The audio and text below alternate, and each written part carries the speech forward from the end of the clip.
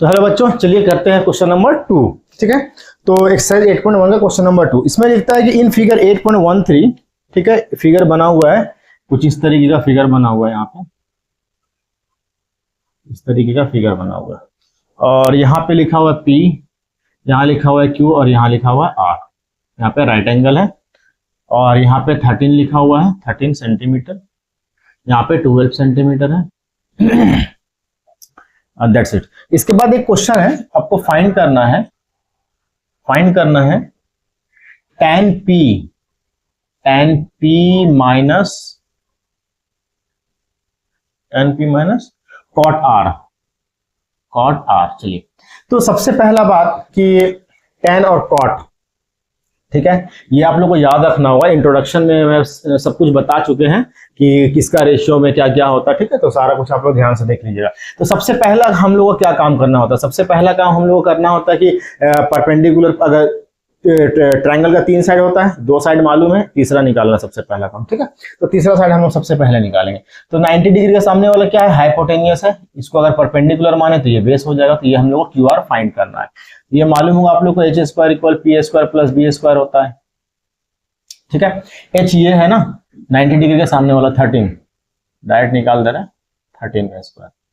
अच्छा, या फिर एक काम करते हैं, इसका नाम लिख देते हैं। हाइपोटेनियस क्या हो गया? PR का स्क्वायर कर लेंगे हम लोग, इक्वल परपेंडिकुलर मान लेते हैं इसको PQ को, प्लस बेस मान लिए QR को।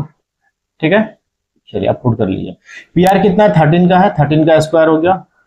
PQ कितना है? 12 है, 12 का स्क्वायर हो गया, प्लस QR पता नहीं है तो QR का स्क्वायर ही लिख देंगे। ये फाइंड करना हम लोग को।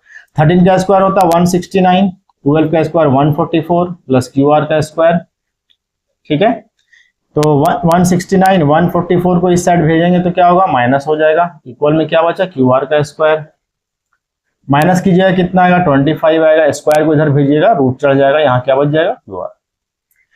25 का स्क्वायर रूट अच्छे से पता है 5 होता है, तो QR हम लोग यहाँ पे फाइंड कर चुके हैं 5 सेंटीमीटर। ठीक है, चलिए अब इसके बाद जो क्वेश्चन बोला उस पर हम लोग ध्यान देंगे। क्वेश्चन क्या बोला, क्या फाइंड कर रहा है? tan P minus cot R लिख लीजिए यहाँ पे, tan P minus cot R।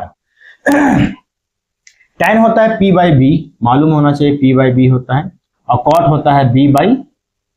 चलिए, tan P कहाँ? यहाँ पे ये वाला P, यानी एंगल P बोल रहा है। तो एंगल P बोला तो जिस एंगल को बोला जा रहा है उसका सामने वाला परपेंडिकुलर होगा, यानी QR हो गया यहाँ पे परपेंडिकुलर, और ये क्या हो गया? बेस हो गया PQ। ठीक है, चलिए cot R, cot कहाँ पे है? R कहाँ पे? यहाँ पे है।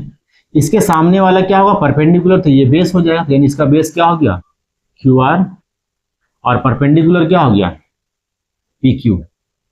अब यहाँ ध्यान से देखिए, यहाँ भी QR/PQ है, माइनस यहाँ भी QR/PQ है, दोनों तो सेम, एक प्लस में एक माइनस में, तो दोनों क्या होगा? कैंसिल। आंसर क्या आ जाएगा? 0। ये हमारा क्या हो गया? आंसर हो गया। ठीक है, उम्मीद करते हैं समझ में आया होगा। स्क्रीनशॉट ले लें। चलिए अब हम लोग नेक्स्ट वीडियो में क्वेश्चन नंबर 3 को करेंगे। Thank you.